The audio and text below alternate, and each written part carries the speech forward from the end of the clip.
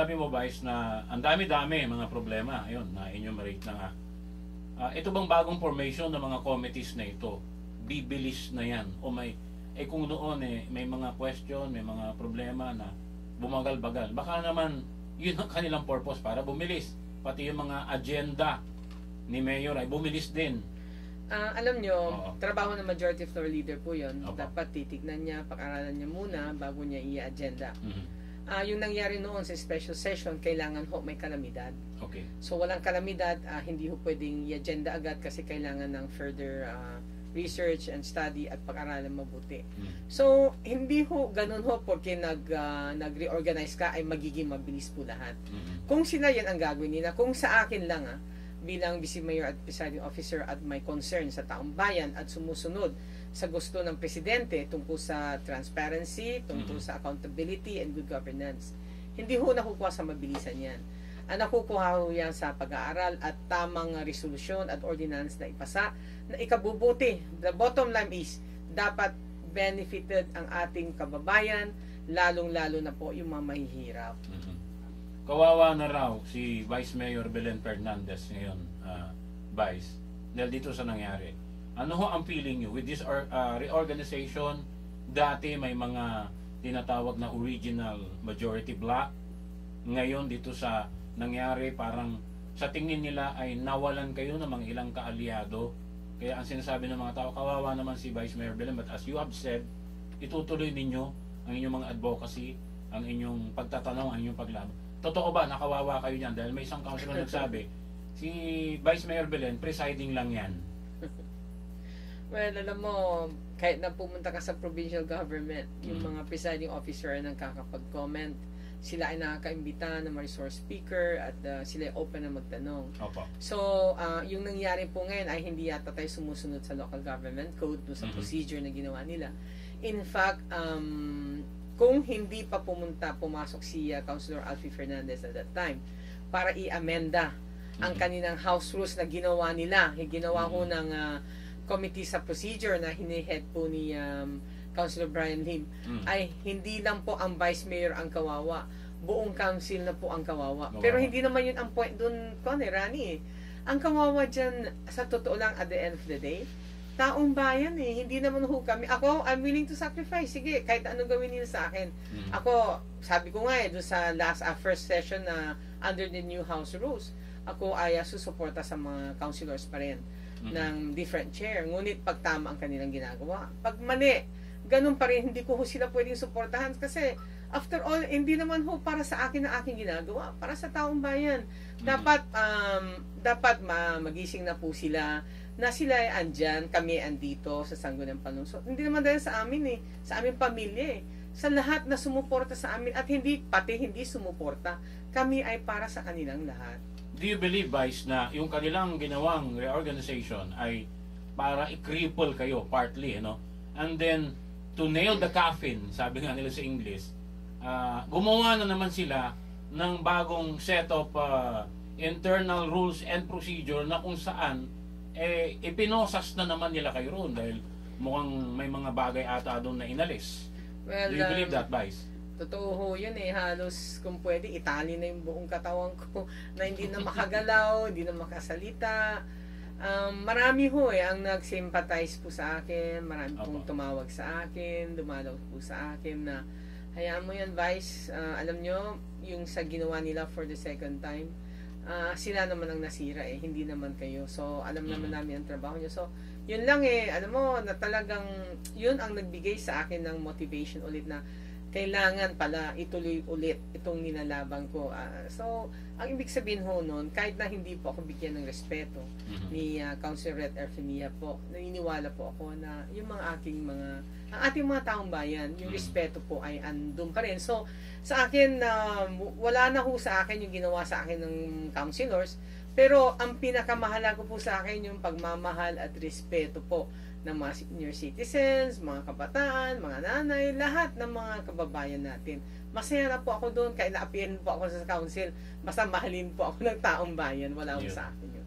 Nagiging underdog nga daw kayo at baka na-over na masyado yung pagkawawa sa inyo. Kaya yung mga tao naman, nakikita nila ang inyong kalagayan Vice Mayor?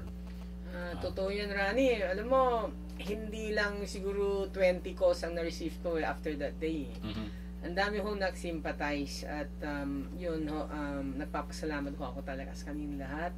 At alam nyo, hindi ho ako hihinto na tutulong sa inyo. In fact, alam mo, recently, Rani, after my medical mission, ngayon ang tinutulungan ko ang mga lumapit po sa akin ng senior citizens. Mahigit 100 po ang maawa ka talaga, Rani. Ano pang pwede mong gawin as the Vice Mayor? Wala kang masyadong powers. I mean, but in my own resources, with the help of my family at si Congresswoman Manegina de Venecia, kami po ay tumutulong sa mahigit 100 more or less ng mga seniors po na may katarak po. Maawa ka sa kanila, Rani, kasi may mga mag-asawa na halos hindi na sila makakita. So, Rani, anong gagawin ko? Siyempre, kailangan tulungan ko na sila. Pati yung mga doctors po ay naawa po sa kanila. So, yan na ang ginagawa ko. We started last week. Tumutulong na po ako sa kanila and sana mga senior citizens, alam mo, Rani, mahal na mahal ako ng mga senior citizens. So, alam mo, nung counselor pa ako, ganun sila ka-close sa akin. In fact, hindi ako mananalo bilang isang vice mayor or councilor pag wala din po sa tulong nila ng mga senior citizens. At hindi ko po yung malilimutan kahit na kailan. So, andyan ho ako para sa kanila. On top of that, Rani, alam mo, kahit na ako ay apektado ng konti at malungkot doon sa nangyari na ginawa sa akin ng councilors, ay tuloy-tuloy ho ang ating proyekto. Okay. In fact, dumating ho si Coach Jojo Lastimosa. Kami po ay nagkaroon ng training, Rani, sa mga 500 na bata upang ma-involve sila talaga sa basketball, maturuan, and of course yung values. Napakahalaga yung values po sa ating mga bata na tinuro ho ni Coach Jojo at tayo po. Kasi nakita natin we should always lead by example. Pag pangit ang pinapakita po natin, baka itong mga anak natin, ang anak ng ating mga kababayan ay baka madamay po. Tama palang ginagawa nila, gagawin ko rin yan. So, yan ang ginawa namin. Aside from training, ay values po ang tinuro sa mga bata. Alam mo, Rani, natutuwa ako Aside from training, ay nagkaroon pa sila ng libreng tig-isang bola, yung 500 na bata. At nagkaroon ng reversible jersey shirt, nagkaroon ng maraming freebies. So, and after that po ay, alam mo, nag-usap na kami ni Coach Jojo na babalik sila. Next year, sana wala akong kumontra sa akin dito sa Dagupan kasi balita ko pa may project ako pinapatawag daw sila sa principal's office ng Dagupan hindi ng DepEd. So may mukhang pinapagalitan daw So sana naman huwag naman ganon. At pag naibalik yan, magandang balita po ito sa lahat ng mga bata ng ating syudad. Bilang Basketball Association Director ng Region 1, dadalhin natin sila ulit at mayroon akong magandang sorpresa para sa inyong lahat. Okay. Effective pa ba si Vice Mayor sa kanyang pagiging presiding with the new changes na nangyari? Although alam natin na si Vice Mayor ay effective sa kanyang ginagawang serbisyo sa ating mga kababayan, mamaya malalaman niya, mag-commercial muna ho tayo. At kapiling pa rin natin ang ating Vice Mayor sa lungsod ng Dagupan, Vice Mayor Belen Fernandez. Magbabalik ho ang pulso ng bayan ito sa lalawigan ng Pangasinan, DZRD 981 Sunshine Radio. Partner ninyo, kapulsan ninyo sa balita at serbisyo. Tuloy-tuloy po tayo. We have 13 minutes bago ho mag-alas 9 na umaga. Kasama pa rin natin si Vice Mayor Belen Fernandez. Kanina may naantala ho tayong tanong pero may mga nagte-text pa rin. Pagbigyan ho natin. Maganda po ang layunin ninyo, Vice Mayor, para sa taong bayan ng Dagupan. Ipagpatuloy nyo po, handa kaming sumuporta sa inyo. Yan ang nagiging resulta ngayon, Vice. Alam naming tama ang ginagawa at layunin ninyo. Ang sabi pa ng isa rito, taga-Kalmay daw ito. Ang sabi niya, si Red RP Mejia ay meron din namang agenda nung nagsalita siya bago ng reorganization. Kaso nga lang, hidden agenda. Ano ba ito? At ang isa sa mga nangyari pa, sabi rito, ay noon daw may Milo fun run o competition sports show dito sa Dagupan, nilagay niya ang kanyang mga muka kahit hindi naman siya sponsor. Ako, ano ba yan? Yes, so yun ho, mga komento nangyayari rito. Balikan ho natin si Vice Mayor. Vice yung nga, ang sabi kayo ay hanggang to preside lang, no? Pero yung nagsabi na nakalimutan niya na kayo ang pangalawa sa pinakamataas na opisyal ng Dagupan City. Kasi mayor, vice mayor. Kayo ang pangalawa, binoto ng taong bayan. Pag may nangyari sa mayor, kayo ang susunod na mayor, di po ba? Pag wala si mayor, kayo ang humahalili. Ngayon, magiging effective pa ba kayo sa inyong nakikita dun sa mga gusto niyo mangyari na kapag ganito ang pinamumunuan ninyo na parang iba na ang kanilang pananaw? Well, sa akin naman, under the local government code, ay may mga functions naman na naka-define doon na pwede hong gawin ng responsibility ho ng vice mayor. And at the same time, ako po ay hindi hihinto na magbabantay pa rin sa kaban ng syudad at ako po ay hindi pa rin hihinto, nagagawa ng tama. Kahit na ano naman house rules ang gawin nyo, kahit na ano naman na committee chair ang ibigay sa kanila, kung mali naman ang kanilang gagawin, ay hindi pa rin ho tutugma dun sa advocacy ho ng ating presidente. So para sa akin, hindi ho ako mawawalan ng paraan na makapagkomento, makapagbigay ng opinion na iparating sa taong bayan at the same time sa ating mga councilors. So kung meron humali, i-correct pa rin po sila. Ayun. Despite dun sa sinabi, dun sa bagong internal rules ba yun? Or ano ho ninyo? Sa sanggunian na may mga ilang provisions doon na parang limitado ang inyong kakayahan. Sa inyong sinabi, Vice, itutuloy nyo pa rin at kaya pa rin na sumingit kung sakali man na may mga tanong dahil part pa rin kayo, no? In fact, kayo nga ang leader dyan dapat sa sangguniang panlungsod. Kung hindi pala pwede magtanong, bakit ang media nagtatanong? Tapos ang vice mayor hindi pwede magtanong. So, ganun na lang na kasimpleng explanation. Maintindihan ng taong bayan yan. Kung ang taong bayan pwede magtanong, pero ang vice mayor mag-isa, hindi pwede magtanong.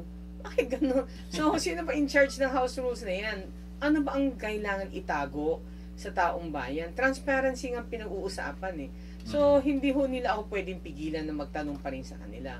And at the same time, para sa akin, kung mali ang kanilang ginagawa, tatanungin ko pa rin, kakausapin ko pa rin sila, wala ko silang magagawa sa akin. Ayun.